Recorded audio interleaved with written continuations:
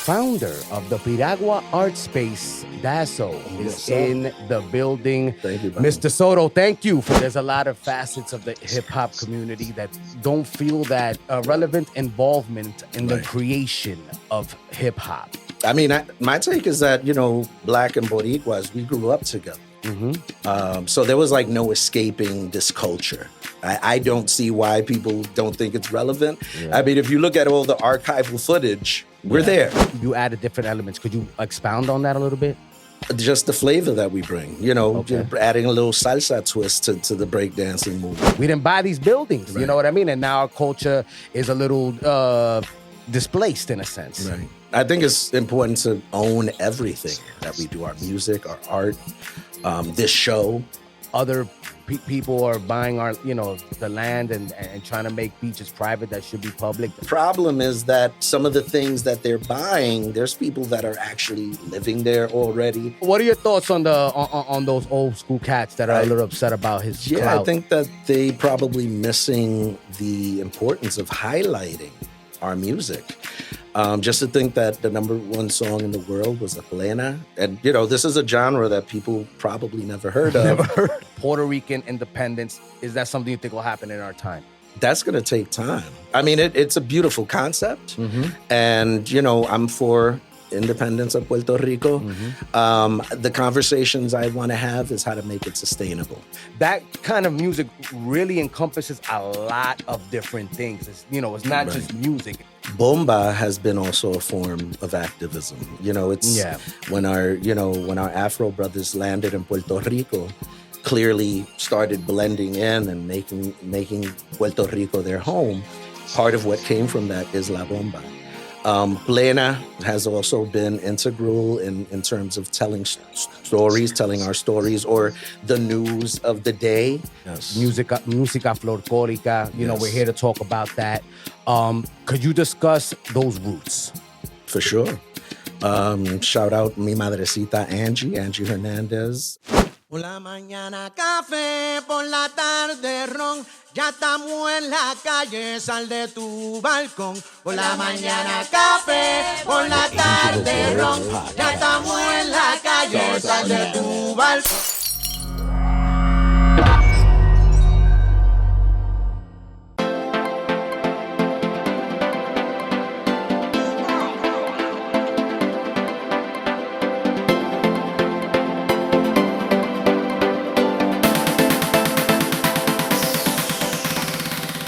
Hello, everyone, and welcome to the 2025 edition of the Angel of Words podcast. Don't forget to tap on that subscribe button so you can follow everything we're doing here at Angel of Words Entertainment. We have a lot of different types of content that we're going to be bringing to you this year. So you really may want to tap into all the, you know, the different zaniness we're putting out there in 2025. Also follow us on Spotify. You know, they got the video now and on all podcast platforms. Our sponsors today are BJS Photography, Brian J. Segura Photos, go get them photos, and the book Eyes of the Soul by Curtis Holmes, available at Barnes & Nobles and Amazon.com. So go read that book, baby. It's fantastic, a horror fiction novel. So if you're into that, I think you should definitely pick up that read. Folks, at Angel of Words ENT on all of the socials, okay? So ANGELOFWORDS, and you can, you know, find out what we're doing. And also we got the website, www.aowent.com. Now on deck on the Angel of Words podcast, we have a very special guest, the founder of the Piragua art space, DASO, is in the building. Thank you, Mr. Soto, thank you for pulling up today, man. Thank you. Yeah. We made it. We made it through the storm. We made it, man. We made it. And folks, we have a very special, and, you know, thanks to the Piragua art space and David, we have a very special performance after this podcast. I don't even want to say what it is, but I want you to introduce the band, because it's going to be a band that we'll be recording, and David will be singing some Plena for us, correct? Yes, sir. All right, we're going to do the remix. That's it, the remix of Café con Ron of Bad Bunny. David wrote the remix, and we got the whole crew coming out. For sure. Right? We got bass players, like, who's confirmed? Fabio, we have Angel, Mariceli, a bunch of guys on percussion. So yeah, this is a Plena group that we actually kind of put together for our parranda this past year. December, we did our second annual parranda loisadeña, we're calling it. So this is the parranderos loisadeños. So I think it's going to be a thing, because people are already asking if we're doing this next year. So. Parrandero Luisadeños. Yeah. I love it. Yeah, it's going down. Bro, and people, this is going to be an elaborate situation. We're going to be there 3 hours to record one song. So, we try to do our best at Angel of Words Entertainment to give you music from your roots, right? Whatever that may be, but also a great production, man, filled with a lot of heart and, a lot of good people behind the microphones and doing their thing musically. Now, let's talk about that, right? Yeah. You have a very well-known lady that, may she rest in peace, that was in your life, your mom. Yes. Música Folklorica. Yes. We're here to talk about that. Could you discuss those roots? For sure. Shout out mi madrecita Angie Hernandez. You saw her in the mural. Yeah, right, beautiful mural on the Lower East Side on 10th Street. What's the building number where Piragua is again? It's 367 East 367, the Piragua Art Space. So check it out. It's across the street. It's a gorgeous mural. Yeah, man. So yeah, we grew up in, again, South Bronx, early 70s. My mom, I guess, on a quest to find herself, find her roots. I was blessed with the opportunity to be engaged through Bomba y Plena. So she actually shot over to Puerto Rico. She started just educating herself on what this music is. And then shortly began working with young people in the neighborhood, just engaging them through culture and arts. So I grew up in those elements of arts and activism through her and her friends. So I was 7, 8 years old. My mom had El Grupo Semi, and we did a bunch of stuff, everything from Puerto Rican Day Parade to a bunch of festivals. And so my mom was constantly working in the area of cultura and the arts. So I have, kind of rich foundation in that culture. And, later on, of course, 70s, 80s, I got into hip hop. Then 90s, it was rock. And in the 2000s, when I started my own band, I'm doing what I call Afro-Caribbean soul music.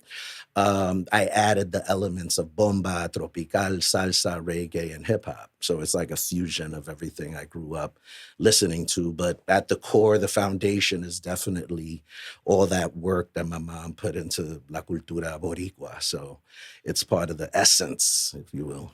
You have an amazing voice, man. When did you realize you had an amazing voice? And it seems like your mom helped you cultivate that situation. For sure. Right? For sure. Yeah. I mean, I used to do coros with my mom in El Grupo Semi. Okay. When my mom shot over to Puerto Rico, she started going to church as well. If you're not a real Puerto Rican if you're not going to the Pentecostal church. Oh, yeah. And everybody's singing the coritos and all that. Yeah. So my mom, was like very engaged in community again, a different community in Puerto Rico. Okay. We moved out to Rio Piedras, then Cupey, Bayam. We hit all of the towns in Puerto Rico.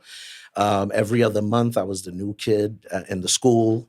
So that pushed me to, get outside of myself and be like, I have to learn how to make friends. Yeah. So bringing a lot of that energy from the Lower East Side into Puerto Rico. At that time, I was involved in hip-hop breakdancing. Oh, I bet. So I had created a group in New York before I left. It was called the Body Rockers Empire. So we were doing like pop locking and, just breaking. So I brought that energy to Puerto Rico. I started a group in Puerto Rico, and we were doing a lot of hip hop then.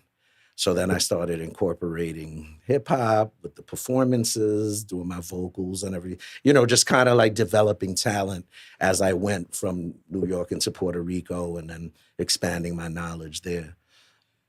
Bro, okay, let's get into it, right? Because, there's a lot of facets of the hip hop community that really aren't, I'm not going to say they're not cognizant, but don't feel that Puerto Ricans really have a relevant not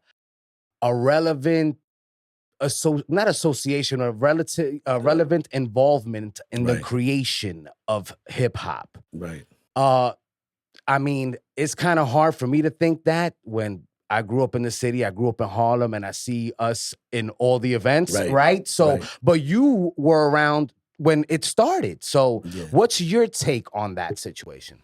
I mean, my take is that, Black and Boricuas, we grew up together. So there was like no escaping this culture. It was a culture that impacted all of us. I mean, everything from Rapper's Delight back in the 70s, we're talking 70s. So, and let's not forget all of those jams, in the schoolyards and, DJs and MCs and breaking. So yeah, most of my friends were Black and Latino, Boricuas growing up in hip hop. So we definitely were there. We had a place there, and I think we added a lot of elements to the culture, but I don't see why people don't think it's relevant. Yeah. I mean, if you look at all the archival footage, we're there. Yeah. So okay, so you just mentioned you added different elements. Could you expound on that a little bit? Just the flavor that we bring, adding a little salsa twist to the breakdancing moves, adding a little extra wiggle to the wiggle. So I think it's just, a lot of what we brought was our own energy. We added to, this culture and this movement. And that's not, you can't escape that. También in the graffiti art world, so many of the people I grew up with were into the art and movement and making murals at that time. We're talking about in the 70s. So, there was a lot of like Lee Quiñones, and there were a bunch of people that were doing graffiti art back then that I met también through the Nuyorican Poets Cafe. That was basically, my mom was a part of opening that space as well. She was there when it first opened up. Wow. So, yeah, as a kid, I grew up in the Nuyorican when I was like 7, 8 years old. I had Caridad here. Oh, you did? I interviewed her during the pandemic via Zoom. I didn't have her here. I had her via Zoom. So an amazing woman. Yeah, no, she's super dope. Yeah, and a great friend. I'm grateful. Oh, wow. Okay. Wow. That's sure. So cool, man. That's sure. I love that. Yeah. That's family right there. Oh, that's super awesome. No. She really broke things down for us, in only the way that Caridad can, you know what I mean? Because she's really, about that life and making sure that she's spreading the knowledge about culture and keeping the Nuyorican Poets Cafe relevant. Keeping you know what I'm saying? Yeah, she brought it back to life. Oh, no. She brought the heartbeat back. No, God bless her. No, she's super awesome. Yeah. And that's not far from what you now are a founder of, right? That you created the Piragua art space. Talk to us about why you decided to create this space in the neighborhood of the Lower East Side. Most of the work that I do, it comes from necessity. I mean, anything I've done, whether it be my music festivals or my music or the art space, it comes from a place of like, I need something to help me fulfill my dream. So yeah, I was talking, to this brother here, Suave, who's in the building, Suave, what's up, papi? Great conversation. So talking about how I was at an event at Sala de Pepe, shout out Pepe Flores, they're on the Lower East Side as well. And, Realtor just was like, hey, we have this space available.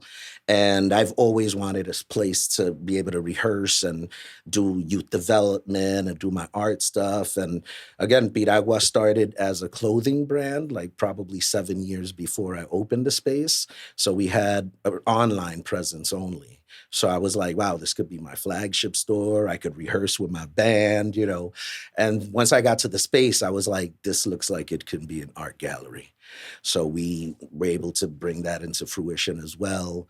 And, just start doing exhibitions, book signings, documentary screenings. And it's just been like a multifaceted space that celebrates, well, first of all, honors the legacy of who we are as Boricuas in New York, and then celebrates and honors those people that actually inspired me, my mom and all of her great friends that were not only artists, but they were activists in the community because they would use their talent to engage people to come together to do something positive in our community. So that kind of stuck with me. So that's the energy I'm bringing into Piragua. Why the name Piragua? Initially, I just liked the wording. I thought it would look cool as a logo. Okay. But when I started looking deeper into the Piragüero, it's like, again, the hustler, somebody that can make things happen when opportunities don't really exist in mainstream. The Piragüero basically entrepreneur, creating your own business and making moves in the community. In addition, bringing smiles and happiness, to the kids in our community as well. When the Piragüero's around, he's bringing the flavors and the coco and the piña. It's a fact. So it's just a celebration. I think it also honors part of our legacy and who we are. I think the Piragüero may be an underlooked persona in our community that is pretty amazing when you look deep into it. Could you explain to the layman what a piragua is and what is a piragüero? Got you. So, it's an icy. I'm sure folks have seen the piragüero on it's numerous. Like a snow cone. It's a snow cone. Yeah. And then it adds, there's syrups of different flavors. Yeah. So that's the piragüero. Guys, if you haven't had one, you got to go get a piragua. Tamarindo. That's my favorite. Right. That's the flavor.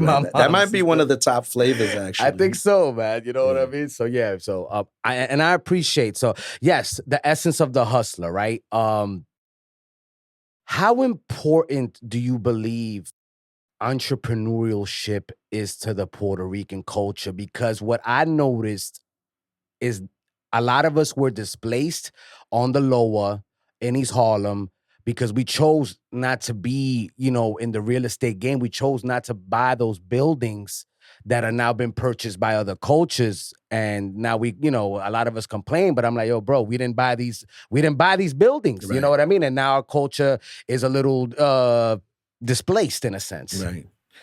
Super important. I think it's important to own everything that we do, our music, our art, this show. Kudos to you for doing that, for doing it independently. It's important for us to take ownership of all the work, our clothing brand, our music. If we're doing a film, how can we do this independent without owing anyone anything? And then having the freedom to express it in the way that you want with no restrictions. Whenever you're under somebody else's umbrella, they're going to tell you how you need to do what you do. Yeah, I mean, that's the way it goes, yeah. I'm a firm believer. I think part of the work that I started doing también through Piragua, I created what I call the Piragua experience. And this is where we take an experience to you. I bring the clothing brand. We do a step and repeat panel discussion with young people about the importance of ownership and being an entrepreneur. So I think that, this step in opening this space has led me to a place to not only just be the musician I want to be or have the clothing brand, but engaging young people and educating them about the importance of ownership. Do you feel like you've been able to crack through? Do you think that you've been able to, make a difference in the young people's lives? You feel like that buzz is building there at Piragua? For sure. I mean, prior to opening Piragua, I was a center director at Campos Community Center for over 10 years. So I have prior experience. Again, Piragua is just a place that's kind of culminated in all of my experiences growing up, everything from with my mom, Angie, and all her friends at the Nuyorican Poets to La Iglesia Cristiana in Puerto Rico and break dancing, history, and hip hop. So it's like taking all of these elements. I think whenever we do something, we really want to try to be authentic. There's people that try to force something they'll be like, I'm going to just do hip hop and add salsa because it's not the same. I think, if you're an artist that's doing something, be genuine about who you really are and look at your history and figure out what of those things you can bring into this new project or new brand or music. So that's what I've been able to do, not only through the music, but also the youth development piece, which is important. We are actually about to start a new program. It's called the Piragua Songwriters Club. Oh, super dope. Yeah. So we're going to be doing that on Saturday mornings for about 2 to 3 hours. Okay. So every 3 months, we're going to get a group of 10 to 15 young people and engage them, have conversations about what's going on socially in our communities, and then brainstorm on what types of ideas we can collectively come up with to create a song. So at the end of this program, they'd have like an actual song that's tangible that they can show to their friends and family and be like, I helped create this song. That's super fire, man. I love your music, and I want to talk about that because you do implement a lot of sounds that you rarely hear in a collaboration on a track, right? How hard is that to pull off? Because I know that getting creative like that can be a little spooky, right? Because you're like, yo, how do I want to do this? I have this vision, but it's also got to sound good, right? And yours sounds great. I saw you on the show with your group. You know what I mean? That was super fire. Your voice is great. So discuss that a little bit for us. Yeah, again, I think it's about being authentic. It becomes less challenging when you're doing something that you love. Because as a songwriter, when you're thinking too much about what the public wants to hear, that's where it starts getting tricky. Because then you're like, are they going to like this? Are they, as opposed to like, do I feel comfortable creating this? This is me. This is what expresses who I am and what I love. And hopefully the audience will actually feel that. So if they do or don't, I think it's important for you as an artist to be satisfied with that product that you put out. And again, it has to do with authenticity, like making sure that you're doing and portraying who you really are. Stop making up stories. You're not that. You're this. Be who you are. And I think that really goes a long way with this songwriting process. And I could tell that with your music, man. You know what I mean? And it's hard for these kids, though, to be who they are. Some of them don't know who they are, and they have talent, and so they get pushed in these directions that you're like, oh, man, that why'd you go that route? Right. And I appreciate that you're sitting kids down and spreading this message, because I'm sure that's something you speak on when you have these children at Piragua, and you're doing these workshops with them. For sure. I mean, clearly when we come from where we come from, there's a lot of what we see in not so great environments. I mean, we can talk about that, but not to glorify. I think it's important to be like, listen, this is my struggle. These are my challenges. I went through this. My parents were like this. I had this going on in my life. Those stories are important to tell. We have a lot of, things that we go through growing up that you can express through song, but that's not the only thing we are. We could talk about love, and we could talk about visions we have for the future, like things that we'd never even thought were attainable. We can do it through things that we write. And I think that's the beauty of being a writer, to be able to create either a theatric play or a film or a song that speaks on, I've been through this struggle, but the struggle is actually motivation for the future and things we want to see.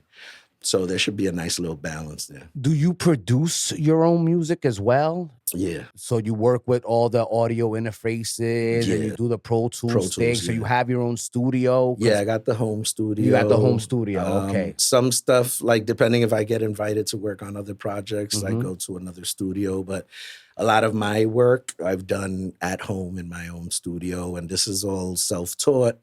You got time to tweak. You're not on a $100 per hour. Facts. Right. So, you got time to work on it. The last joint that I did that was self-produced, jengibre, ginger, Spanish, that I, rest in peace, William Millán, who co-wrote that with me during, right after the first wave of COVID. So, I had gotten really sick with COVID, and I had time to think about my life and reminisce about what's important. When you feel like you're like, this is it? These are my last days.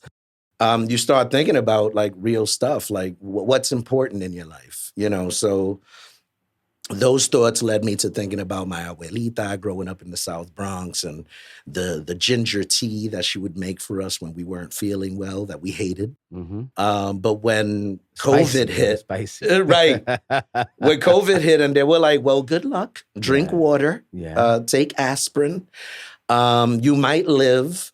It gets you to thinking about a lot of those resources and things we take for granted, like el té de jengibre that abuelita used to make.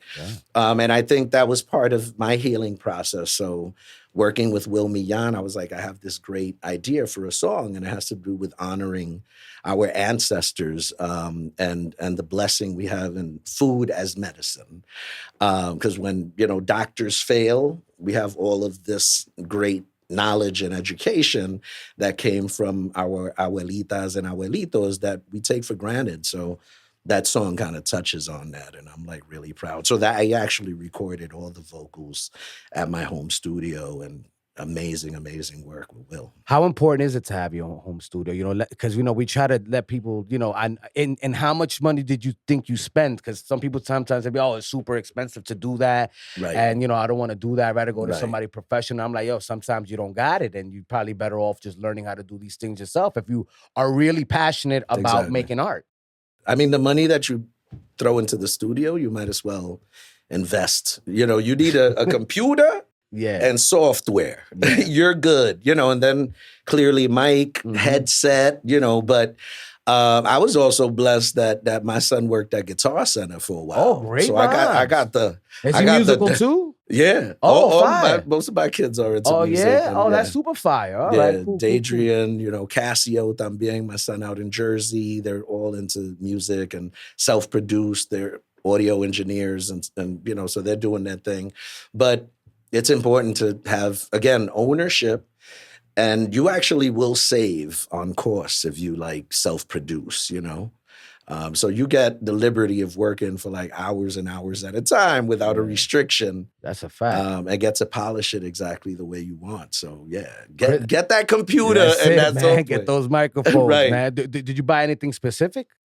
The preamp, Pro Tools software, preamp, Infinity. I got the Shure SM57, and then the 7D. Microphones are very important. You don't want a tin sound. You want something nice and warm. But that was basically it. As long as you got the preamp, and your software, you're good to go. Invest into that. So you're using Pro Tools, and then you got, your Shores, which, we use, we use Rode for the podcast, but we do use Shores for the performance. We're going to use Shores for the performance, which, by the way, check it out for the performance, that we're doing with the band. Shores are fire. You know what I mean? You can't go wrong. I love definitely. So that's good to know. Thank you for that information. Yeah. Everyone, the podcast is sponsored by, you already know, BJS Photography. Go get them photos. And our guy, Curtis Holmes, Eyes of the Soul. Get that book, Barnes & Nobles, and at Amazon.com. Now, I want to continue with speaking about our culture, right? Because there seems to be a disconnect. I don't know if I'm not gonna say there seems to be a disconnect, Daso, but there's always this thing where you're not Puerto Rican if you didn't grow up in Puerto Rico, right? Right. But then if I'm in New York and I'm speaking Spanish all the time, right? Because I grew up speaking Spanish all the time, right? I grew up listening to nothing but, the great, Iri Chacon. I'm listening to, I'm watching Walter Mercado. Right. You feel me? I'm watching Raul Julia act and Rita Moreno, just like how you would do out there. You know what I mean? I'm paying attention to the culture. You know what I mean? I'm going to the parade to celebrate my heritage. I'm, obviously He's the market. What do I have to do? And I feel that way. You know what I mean? I feel, I especially felt that way the first time I went over there as a young adult.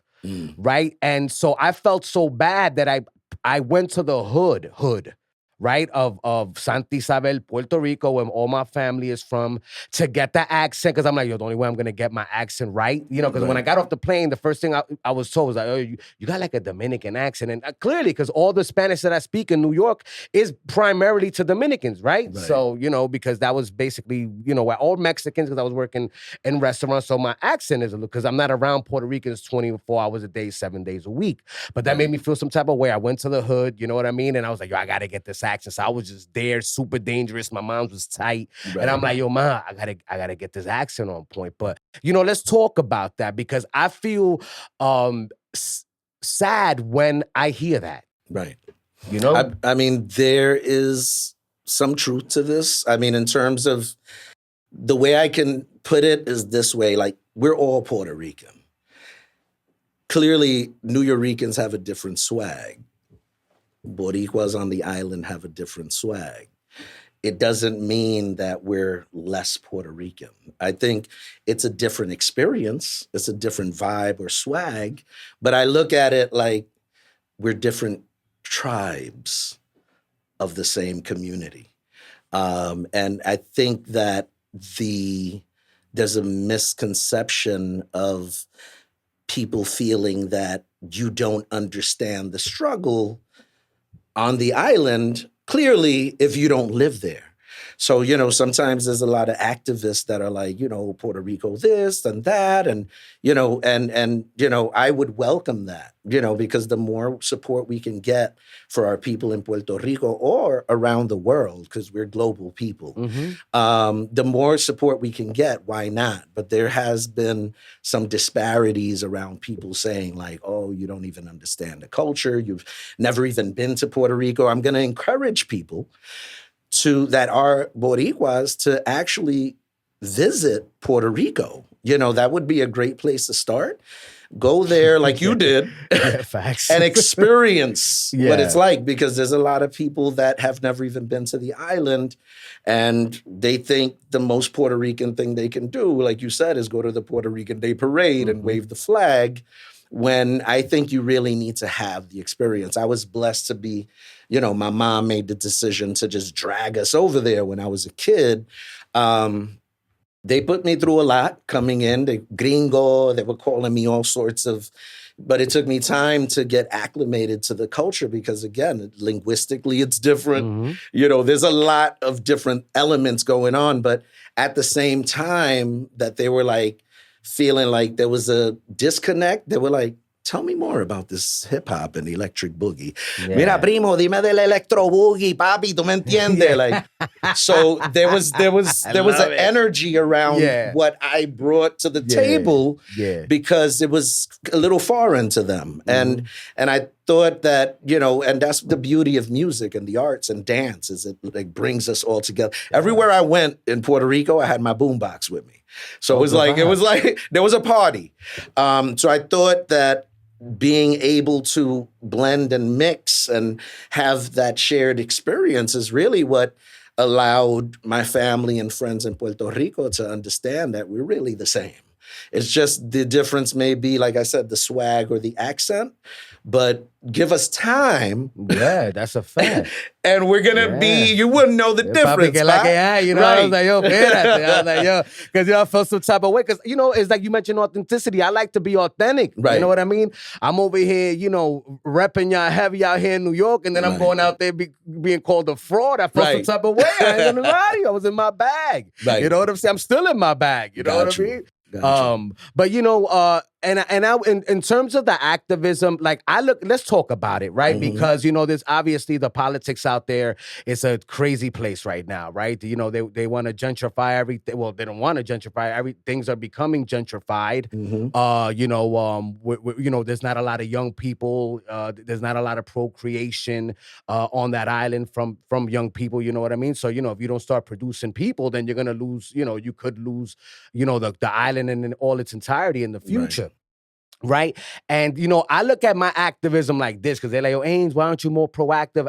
I'm like, yo, bro, like, if I ain't got the bread, I want to do shit. Right. You know what I mean? I'm not a talker. You know what I'm saying? Like Right. that's not how a bus moves. Like I want to invest out there. You know what I mean? Gotcha. I would like to build a tech school in my pueblo of Santa Isabel, Puerto Rico. But you know, if we don't, you know, if we're not helping each other, if you know, if you're not watching the Angel of Words podcast and putting the word out there, or you know, hollering at me with like, you know, big projects that I could go and film and really tell a story, you know, and create income that way so I could reinvest on the island, I can't do anything. You know what I mean? Because I want to do stuff. I just don't want, I hate this. I hate the way things are being treated, but I feel helpless, right? So like, obviously I'll go and do the marches and, you know, I help, you know, we do the Mark Rain thing every year because, you know, I want to help him with that as well, you know, in whatever capacity, you know what I mean? Mark Rain. Shout out to Mark Rain. You know, even if it's, you know, low key behind the scenes, for sure. You know, because that's my thing, man. Like I'm trying to build, you know, my status to really help, not just, you know, help. You know what I mean? Like I don't know. I just feel that way sometimes. I think part of what I love that you mentioned, you know, different works of, you know, our families. Like Mark Rain, like myself, there's so many people. Caridad, you know.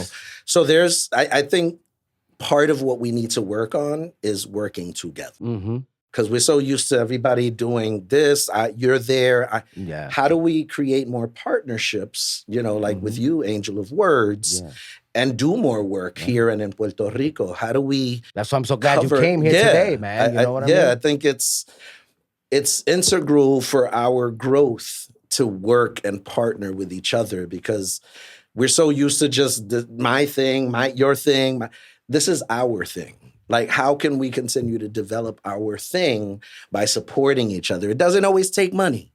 Sometimes it's just time. Yeah. And I think that's important. I think, you know, even on the island, you know, young people coming up, I, you know, with this internet and, you know, them being exposed to so much, I think, you know, allowing them to see how you can be successful doing these types of works like the podcast and the music and our brands and things that we do. I think it's a great opportunity actually for us to continue to work together. And I think we're starting to bridge that divide because of social media. Yeah, I see it. Yeah, I see it too. Which gives me a lot of hope for the future. Exactly. You know, we really band together on social media. Like you see it, like, you know, it's so I really appreciate that aspect of social media, you know, because everybody complains about it, but you could do good with anything. For sure. And again, it's we can, like you mentioned earlier, we can complain about, why this person is doing this or why are they buying this property and why. We need to start figuring out ways. Again, ownership is key. So especially out there, investing it's super key, man. Is key. You know, how do we, you know, do a serrucho, like they say? How do we get our money together and buy a piece of property and try to create something? Something out of it. So if we continue to do that, we should be buying more properties. We should be buying more land. And I think that's part of what we need to do more of if we want to make sure that other people aren't taking our shit, you know? So it's just, you know, we need to start having those conversations. Yeah, man, we do. And, you know, like you mentioned, you know, it becomes difficult when we're pulling in different directions. You know, and I see that a lot, and it turns me off. So I'm gonna be honest, man. You know, because I don't mind following. Right. But I can't stretch myself 5 different ways. You feel where I'm coming from? Like, you know, there has to be like, it has to have an intention. You know what I mean? There has to be you know, and I don't mean return on an investment like monetarily. There has to be a return that's palpable. Right. You know, that we can really see that it's going to help us not only in this moment, but down the road when we're no longer here. Got you. You know, and so when I don't see that, I get turned off, man. Like, I'm going to be honest with you. And I'm like, you know what? I'll just stay behind the scenes, man. You know what I'm saying? Like, I'm for you, man. You know, I think we can. I you know, through Piragua, I started inviting artists from Puerto Rico to New York. Oh, that's fantastic. And I think if we could do something like that, where we can bring artists from New York to Puerto Rico and vice versa, again, it'll start bringing us closer. And sometimes it's just an understanding. Sometimes it feels foreign because we're like, you're from New York, I'm from, but once we're in one space, just building and breaking bread together, I think that, just brings a closer connection. Again, we need to start supporting each other a lot more to make those things happen, but I'm all for it. I think that, we have a lot of work to do. There's a lot that we don't experience if we're not living on the island, so that's understandable. But let's get out there and find ways to, like you said, take an action. The last time I went to Puerto Rico a few months ago for Somos, it's a conference that they do every year. We went up to Jayuya. Is it a musical conference? What kind of conference is it? It's kind of like unions and, politicians. It's okay. So it's like a political kind of there's a bunch of businesses and unions and, a bunch of folks that come together. So basically leaders in the union leadership, and business space go and they get together and they discuss. What are they discussing actually? Right. They're discussing how a lot of these unions and businesses can support local residents in Puerto Rico and supporting local government and also bringing resources to small businesses. Do you know anything about what's going on out there? Like the intricacies, like in terms of like why so many people are leaving, why, we're not procreating, why other people are buying our, the land and trying to make beaches private that should be public. Do you know any? The only thing I do know is that, after either COVID, after the hurricane, after things got real cheap and people that had money were ready to buy. And, when you have those types of resources, it's easy. But the only problem is that some of the things that they're buying, there's people that are actually living there already. So now these people are getting displaced. They've been living there for like 20 years and some dude just bought this building that I live in and now I have to figure out where to go because I've been paying like $200 a month for like God knows how long. So a lot of those changes, are very impactful to our communities. I think part of the problem is that a lot of the businesses that open up, they have it's a tax haven. People go there, they don't have to pay taxes. There's a bunch of benefits, but you would think that the government would imply a requirement. If I'm going to start a business, how do I support the local economy? And how do I support our young people, our schools? There should be a little clause in there. It's like, oh, you're going to come open up XYZ factory or business. You're required to give back to this community X percentage of the income that you get. So you can't just come and take, you have to give, and it's like that. Even like I said, when I started at Piragua, I was looking all crazy. 10th Street was looking kind of dismal, let's do a cleanup event. Let's do some murals. Let's beautify our community. So I think a lot of the businesses that go to Puerto Rico should be required to invest into the communities, not just take away. So I think that's, for what I know, at the core of displacement for, our friends and family in Puerto Rico. I think that's really what's impacting. Yeah, I mean, because I don't understand why there's not more, Puerto Rican owned businesses and just commerce. Right. Because, there's a lot of us that are very successful, right? So but maybe I don't know, obviously I don't know the idiosyncrasies. Right. So my question is to you is have you seen it? Are people getting involved? There are a lot of small businesses we don't know about. Every area in Puerto Rico has that several houses where that's where you get your groceries, your sodas from, your limbel. Everybody's selling your clothing. Somebody's selling something. But, these are independent businesses that are probably not formed,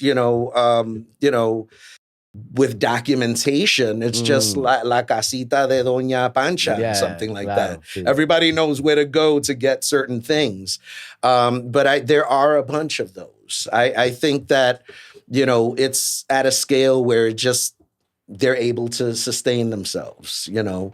And there's a lot of benefits to, you know, ownership in Puerto Rico, you know, not having to pay either insurance or taxes. You own something, you just own it. So I think those are the things that people are like, I mean, you would figure we would flock a lot more out there and try to make things happen. For sure. I mean, that's what I'm saying.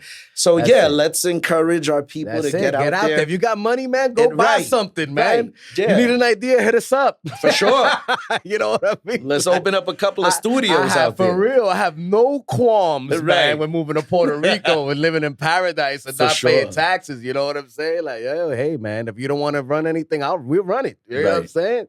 Right. But yeah, no, it's the resources. People have resources. You got to, you know, spend it in Puerto Rico, man. Now, we've reached the point in the podcast where it's time for Angel's off-topic question.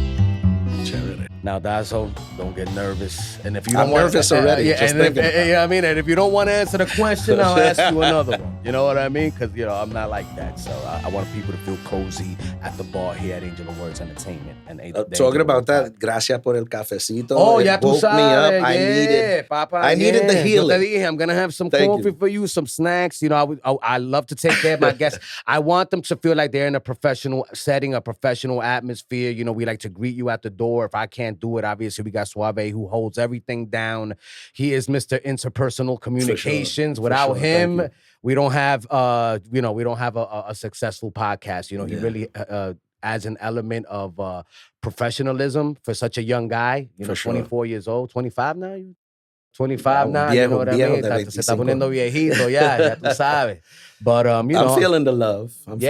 He's super awesome, man. You know, we can't do a lot of the things that we do without him because I'm way less likable than he is. So, you know.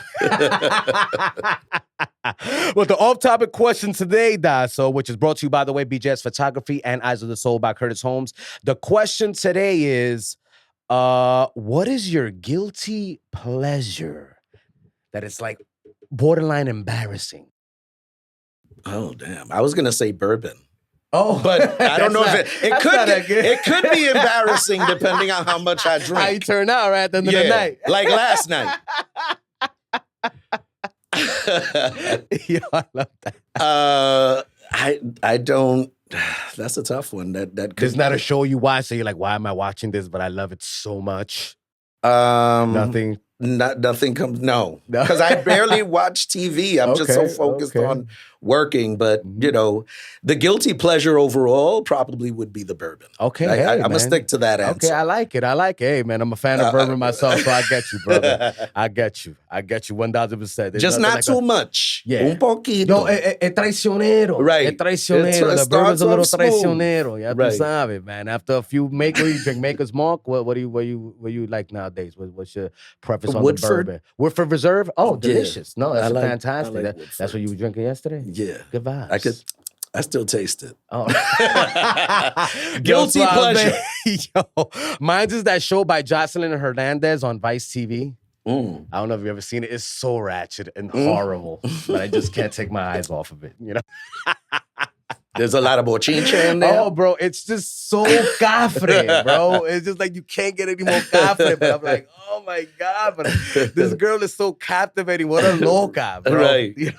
He's like, I need more of this loquera. Yeah, no, man. That's definitely my guilty pleasure. To everybody, that was you already know, Angel's off-topic question with Daso. Now, we gotta discuss Bad Bunny, right? Because we're gonna be doing a rendition of the Café con Rum song. You did a remix, you know what I mean? And thank you so much for that. Yeah. I don't know, because, you know, I don't like to tell artists what to do, but I'm like, you know what, man, we got to shout out this man. Like, I feel like he's been doing great work. I love the new album. Obviously, you know, it's something that's more closer to home. Not everybody's going to enjoy it, even though people have been streaming it like crazy online, and he's been doing his thing. But Bad has been getting some negative reactions from a lot of like old salseros that I've seen online.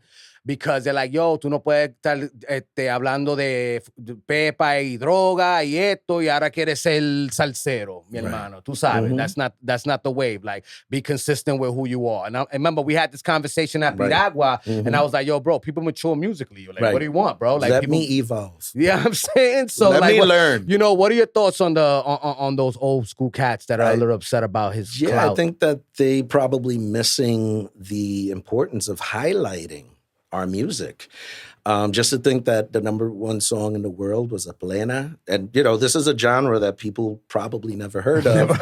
They'd be like, what is this? Like, so they're going to want to look deeper into what this is. And as they look deeper into plena y salsa and all of these genres that they probably never listened to, I think it's going to be a blessing and a benefit to a lot of artists that probably never got the recognition that they deserved. I think that's probably the feeling. They're like, oh, this guy comes out of nowhere and all of a sudden he's a salsero.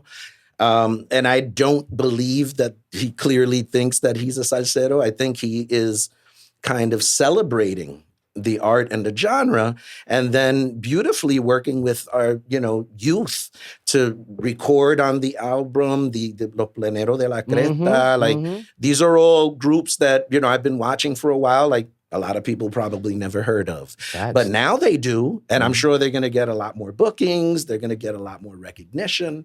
But I think it's important that he is highlighting the beauty of our culture, celebrating who we are, and also everything from the coquí, you know, down to the plena, bomba y plena. It's important for folks to know that. And I think, again, you know, he started very young in the game. You know, I'm happy to see as he's maturing, he's like, hey, what is my next project looking like with everything that's happening right now? Let me kind of put a beautiful spotlight on Puerto Rico so that way people can dig deeper. And when they dig deeper, guess who they're going to find? DASO, el afro-caribeño. That's it. That's Los Pleneros de la Cresta. You ain't lying. That's a fact. Hip Hop Jibarito, you know, my boy también. Yeah, I love him. You know, I recorded him actually at the Puerto Rican Day Festival. He was performing. Yeah. On 123rd. Yeah, I have video with him. He did a thing with some political guy. Malave was his name. He was running to be the first Latin comptroller of New York City. Right. I don't know if he won, actually. I got to check up on that. But yeah, no, I met him. He's dope, man. These are all artists that have been doing that genre of like hip hop over salsa or música jíbara también, which I fuse into my music, and so does he. But that's what we do. We meld genres, and a lot of folks never heard of us. So I think now this new light on this music, as people begin to dig, they're going to start finding like, wow, there's all these artists I never really heard of or would even entertain if it wasn't for Bad Bunny. So I think, you know, there's even older artists that are excited about it. They're like, wow, you know, I forget the gentleman that's in the actual short film. He's like 90, el viejito. And you know, and not for nothing, from what I hear from my parents, right? He was a critical component of comedy in Puerto Rico. Like, you know, in sketch comedy. Like, he's a legend in that space. And I have no idea who he is. I'm gonna keep it a rack. I'm not gonna be one of those dudes that be like, yo sabía, yo sé todo de Puerto Rico. Like, I'm like, I didn't know we had a dope ass fucking sketch comedy dude that was holding it down on Wepa TV or whatever the case may be. Like, I didn't know. I don't get Wepa TV. I don't have cable. So, and that's the perfect example right there. It's like, you know, bringing a lot of these people to the spotlight, bringing all of these, you know, issues to the forefront and things that we need to address through this art, through this music. And now he's adding film. He's adding, you know, that our coquí is being compromised también. So this is highlighting things that people it brings awareness. Oh, that documentary made me cry. I'm not going to lie to you, bro. Yeah, you know, that touched me too much, bro. You know what I mean? I enjoyed it, but, you know, it made me cry because I'm like, damn, like, I feel helpless. Like, I want to get on so bad so I could be proactive. You know what I mean? But, you know, I got to have patience. My cousin tells me start, don't get desperate and I won't, but it just, Gotcha. because I want to get out there. Like I want to start some businesses. Like, I'm making some cool Nuyorican shit out there, tu sabe, or schools or community centers. Well, the things that we need, even banks, you know what I'm saying? To help people, start their own, businesses, and be able to borrow money out to people that, don't even know that they have good credit, right? Because they're not even educated on the situation, tu sabe. So it's great. I feel like that's very important, man. I love that all of these shows that he's doing in Puerto Rico, kind of pushing people to go to PR. Oh my God, that's so insane. Boosting the economy. Because he could have been anywhere in the world. That's a fact, man. And he's doing all these shows. Doing something. Exactly. So that's an action, and that's activism. But people just don't really see it because they're like, oh yeah, marketing, he's just trying to use our music to make money. No, there's nothing wrong with making money, as I believe that you should be giving back in the way he's doing. You can't bust moves if there's no revenue, which is what it is. We need a couple of dollars to You know invest. what I'm saying? Like, because now he could make things happen in the way he wants to make it happen and actually provide resources for the people that are helping him behind the scenes. Exactly. ¿Verdad? Yeah. Coming out here, doing that signing event at my Doñita's. God, that was super fire. I mean, I think it's just strategically finding ways to boost and connect. Support. Yeah, man. Yeah, I think it's a beautiful thing. No, I love it, man. I appreciate it, man. And, and I love the sounds, right? Because about MĽICA folklorica, right? Which is, Afro-Indigenous music, right? And could you discuss the importance of that music? I'm talking about from the political side all the way through the social side, and obviously the artistic side, because that kind of music really encompasses a lot of different things. It's it's not just music. It's the way people rebelled against government. It's the way they sounded alarms and let people know that your enemy is coming. So you discuss. Historically, Bomba has been also a form of activism. It's when our Afro brothers landed in Puerto Rico, clearly started blending in and making Puerto Rico their home. Part of what came from that is La Bomba. PLENA has also been integral in terms of telling our stories, or the news of the day. PLENA has been known for that, in addition to Música Jíbara. So these are, forms of communication that generally people wouldn't want to either just check out the news or newspaper.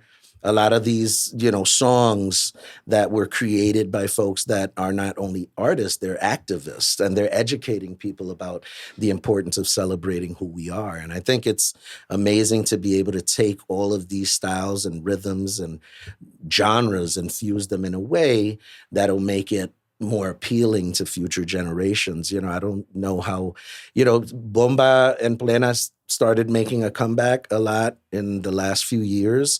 But there's still not enough pleneros. I think I was telling you that when we went to do the first parranda 2 years ago, there's only a select group of percussionists that can actually play this in a way that's really authentic or really great. So after a while, you're like calling this guy, I'm booked, this guy's booked. We're going to need more plena schools, basically, to start And that's a educating. beautiful thing, man, because, I thought that was going to die out. I'm going to be honest, you know what I mean? Because I'm like, people are leaving Puerto Rico, number one, right? And then when you come to America, now you're in the hustle and bustle of making money, and God knows where's your life going to go. If you even have time for hobbies, or you even want to do things, hobby-wise on your downtime. You know what I'm saying? For sure. Because people get so tired, they just want to chill and watch Netflix all damn day. Right. So, I'm glad about this. I'm glad about this revolution. I'm really glad that Badbunny came out here and really started portraying what our culture is really about, and the idiosyncrasies of our culture,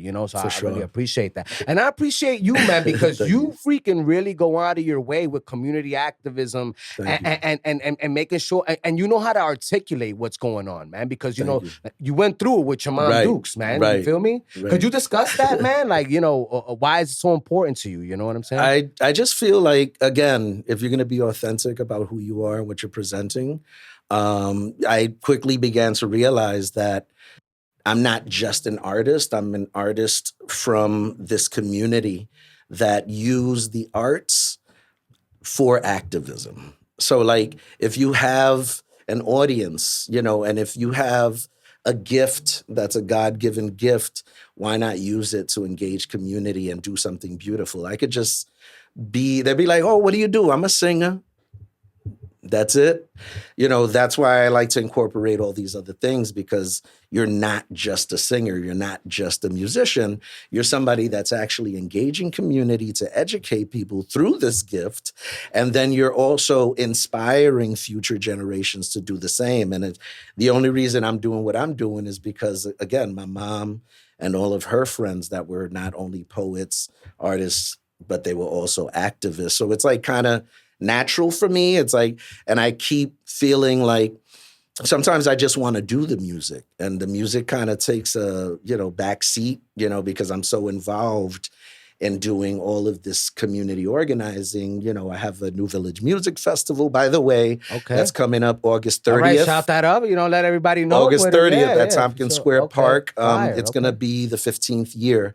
And that one is a multicultural music festival that has all of these amazing music artists. We have live performances, live art, and we're also doing workshops, BOMBA workshops, PLENA workshops for free on site at Tompkins Square Park in the Lower East Side. So, you know, it's just natural progression of like, I want to do music, but I also want to be inspiring. I want people to remember me for more than just being a singer. You know, when you called me up and said, yo, you know what?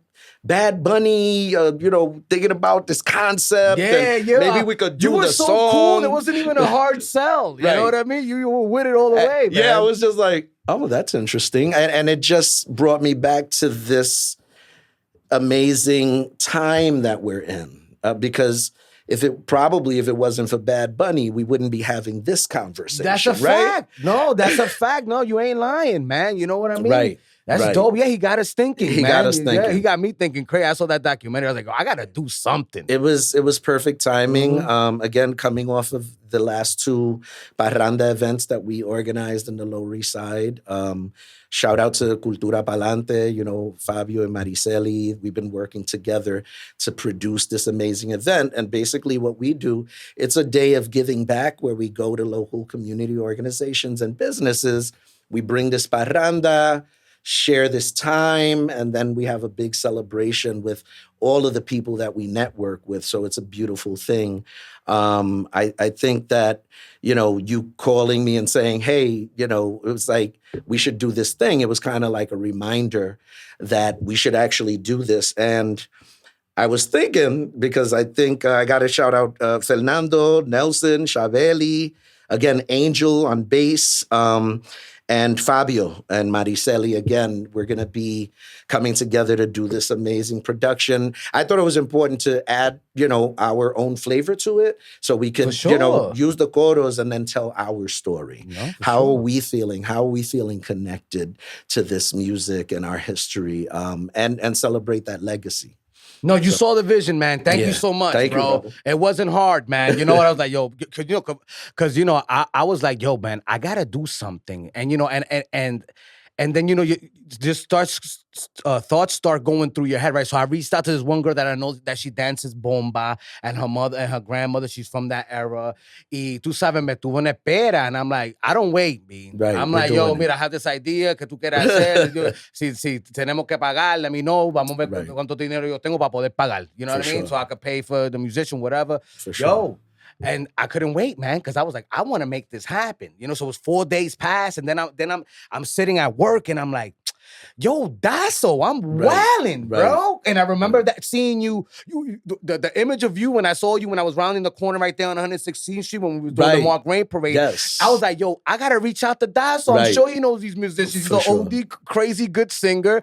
You know, and obviously, you know, I do a music podcast, and you know, he has the space to put all these people in. For sure. So yeah, man, I'm so grateful because now we got crazy lights. You know, we got the wiring that we need.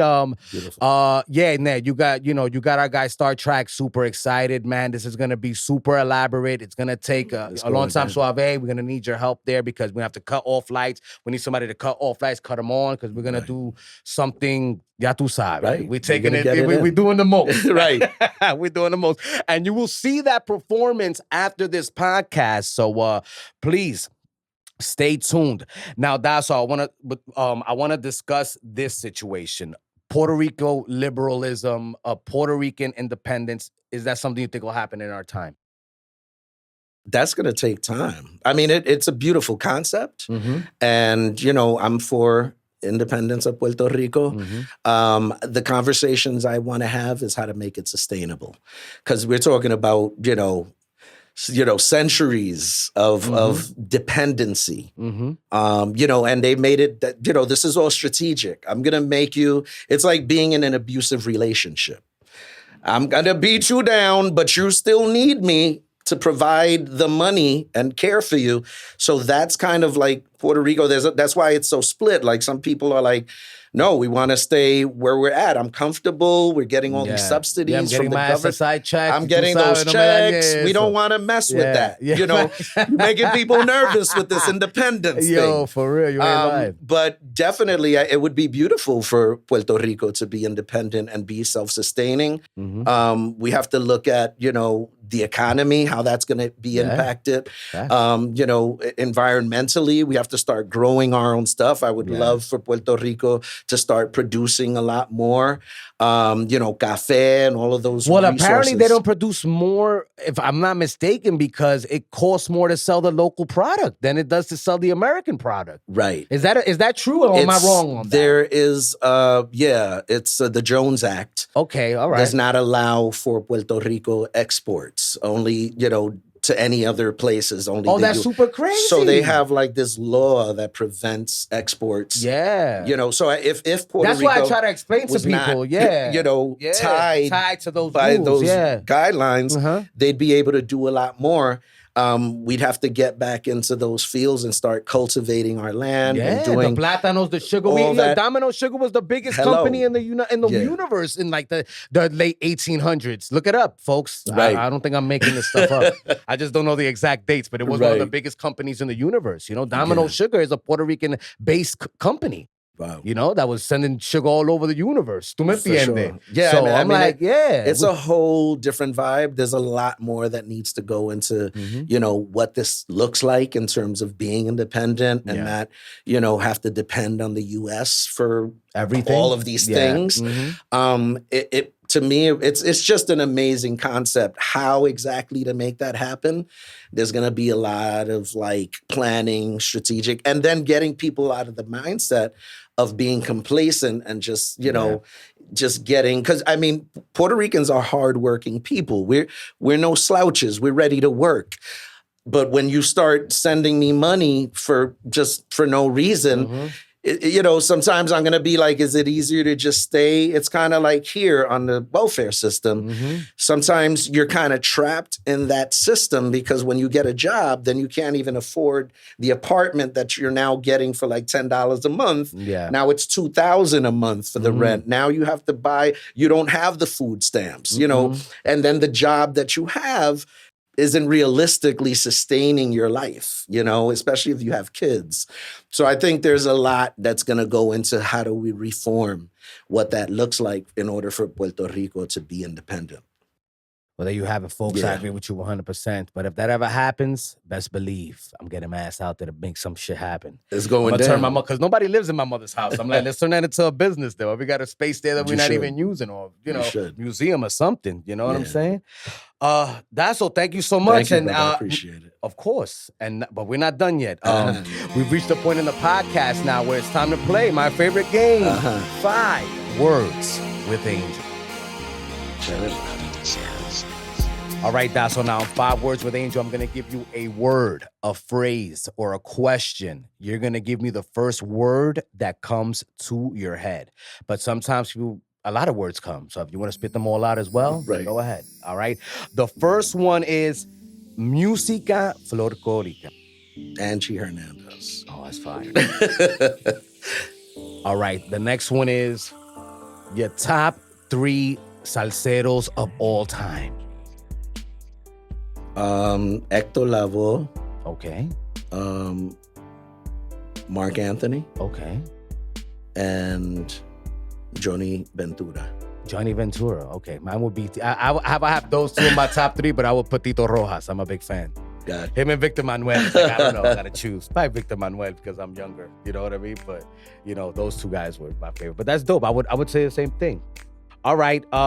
When you think about singing, this is the third, it's a question. When you think about singing, what comes to your head? Passion, love, and legacy. All right. The next one is, when you think about salsa music, what comes to your head? Culture,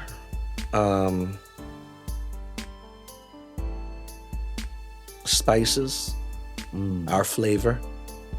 I feel this like salsa is a fusion of all, también multi-genre, that created what we now call salsa. My understanding is a lot of that happened here in New York, and that's also what speaks to, Boricuas of the diaspora.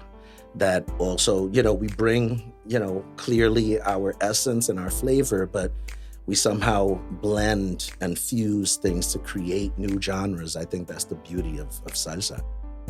It is the beauty of salsa, and God bless Willie Colon, because I really felt like, Right. he was one of those pioneers of that genre that just took it to like a whole nother level musically, man. You know what I mean? So For sure. definitely shout out to the legends. The next one is reggaeton. And that's the 5th and final word, reggaeton. Tego Calderón. Hacer la Vallarde, Tego Calde con DJ Yo. Exactly. That's, I remember I saw him at a performance here in New York, in Manhattan. And I was like, I have to check this dude. I love just the flow, the flavor that he brings. I never got a chance to see Tego. Actually, no, the first Mega Mezcla, there was a Megaton concert. The first one, it was like, I would say, almost 20 years ago or 20 years ago at the Garden, and he came out because they had Don Omar, everybody, Daddy Yankee, they were all up and coming. So Ivy Queen busted out. It was like the first reggaeton crazy concert in New York City, and I was privileged to be able to buy tickets to that event, and that's the only time I saw him live. Yeah, I was blown away because he opened his show with Bomba. Word? Everybody dressed in white. That's all fire. Just straight drums, and then they were just getting it in. And I was just like, so happy to be there. And I was just like, this is what it's all about. And this is how we celebrate the core of who we are. It's like, again, fusing genres. You there to see reggaeton and then, wow, bomba. It's like killing it with dancers and just straight percussion and chanting and just everybody like just in awe of that amazing presentation. I was like, that's that dude right there. He is that man. He is that man. Now, could you give us a final message? This is your camera right here. Give a final message of inspiration. For sure. I think very simple. Just stay true to who you are and don't let anyone tell you no. Make it happen. That's it. Make it happen, folks. We're going to have a great presentation for you right after this podcast. But before we do that, let everybody know where they can find you, where they can find the band, what's happening with Piragua. If anybody wanted to do an event, I know there's a lot of stuff to remember, but please pitch that, let everybody know. Sure. Piragua Art Space, 367 East 10th Street, there between B and C in the Lower East Side. DASO Monster on everywhere. DASOentertainment.com is the website. Again, New Village Music Festival happening August 30th this year in Tompkins Square Park from 2 to 6 p.m. Multi-genre fusion festival, 15th year. Come check us out. Piragua was there. Piragua Art Space. Piragua, okay. I just want to make sure you got everything. No se te olvidó nada. No se te olvidó nada. You got don't forget about the record label. Okay. Officially, thank you. Actually, yes. Yes, go ahead, baby. Decora Digital Records officially launched. I had the honor and privilege of doing vocals for a single called Life is Grand, again, co-written by Will Millán, rest in peace. And that single then became the title track for this Latin jazz album by Joe Gonzalez. And when the project took about a year to finish, he told me, hey, this is happening. I was like, hey, what do you think about putting this on the label for distribution and marketing? He said, yes. So now Life is Grand, featuring yours truly, Latin jazz album by Joe Gonzalez, who played actually with Tito Puente. And it's on your music label. It's on my label. And what's the name of the label again? Decora Digital. Decora Digital. Yeah, okay. It's crazy. So yeah, these are legendary artists that, again, they work with like Fania, and, Joe was with Tito Puente for some time. Like, these are like people that I was like next level. And then I was just honored to be a part of it. And then when they selected my song to be the title track, I was like, that's super fire. It doesn't get any. That's super fire. Now, real quick, I know we were supposed to end the podcast, but I want to know this, right? If you can do it, like, how did you start a label? Like, what were the steps? If you could break those down really quickly. Yeah, I mean, basically for any business we do right now is basically you have this concept. You have to get your name, get the trademark registration process, make sure that it's available and nobody else is using it and or stealing it from you. Okay. And then after that, it's basically getting your distribution through all these numerous companies that exist and just get it out there, create the platform, create the site, create where this music lands, your YouTube channel, etc., and you're good to go. Like, a lot of times people just make things a little more complicated so that way you don't actually do it. There's a lot of these things that are free that you just go online. Again, like, creating your LLC. You have all these companies that are like, I'll charge you $2,000 to. Yeah, I paid $250 for mine, like $275. Yeah, that's what I'm saying. Like, this is easy to, educate yourself. If you have a concept or a dream, make it happen. It's attainable.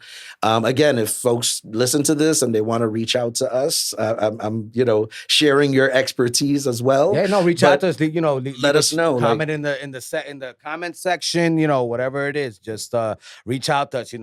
At Angel of Words ENT. And what's your Instagram again for the DASO Monster. That's it. DASO El Monster. Monstro. But there's no underscores or nothing like that. DASO Monster. DASO Monster. DASO Monster, MONSTER. I bet. Yeah, that's all it. Right. And that's it. Everybody, ya tú sabes. Up next, we got DASO and La Orquesta de Plena. You know what I mean? Everybody's popping out. ¿Cómo se llaman otra vez? El grupo? Los Pleneros Loisadeños. Los Pleneros Loisadeños. That's it. On deck next on the Angel of Words podcast. Don't forget the sponsors. BJ's Photography, Eyes of the Soul by Curtis Holmes. Follow us on all the social media platforms at Angel of Words ENT. Don't forget to subscribe. YouTube, Spotify, Rumble, and the website, AOWENT.com. Te quiero, Puerto Rico. Santa Isabel. No fuimos. That's it. Live from the Piragua Art Space, we have en homenaje a Puerto Rico, Nueva York, la diáspora africana y latina, con nuestros pleneros luisadeños y DASO, cantando Café con Rum de badbunny. Por la mañana café, por la tarde ron, ya estamos en la calle, sal de tu balcón. Por la mañana café, por la tarde ron, ya estamos en la calle, sal de tu balcón.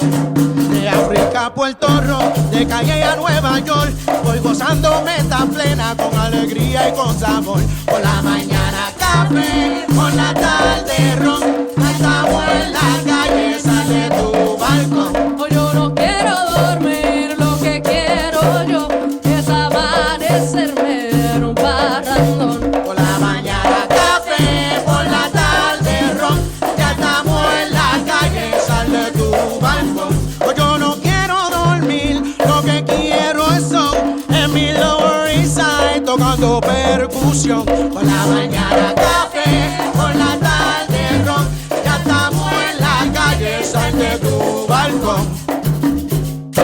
Soy puertorriqueño de corazón,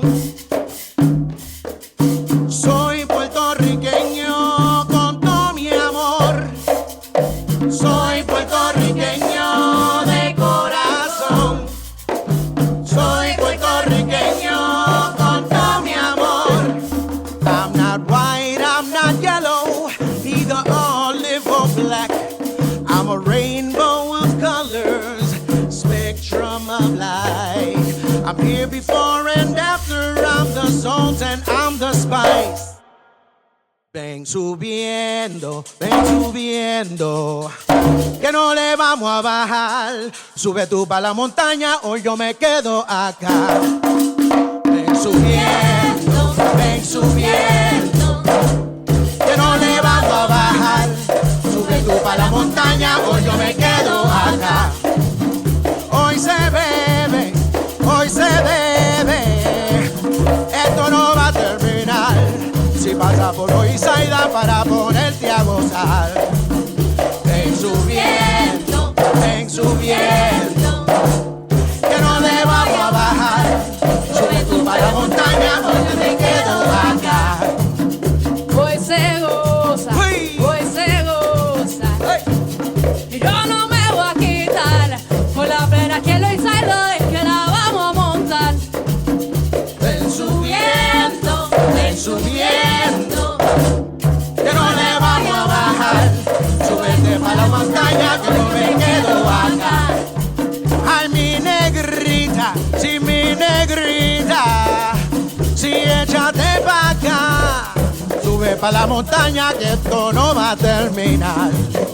Ven subiendo, que no me vamos a bajar. Sube tú pa' la montaña que yo me quedo acá. En el monte hoy se rompe, desde que sale el sol hasta que se esconde. En el monte hoy se rompe, desde que sale el sol hasta que se esconde. En el monte hoy se rompe, desde que sale el sol hasta que se esconde. En el monte hoy se rompe, desde que sale el sol hasta que se esconde.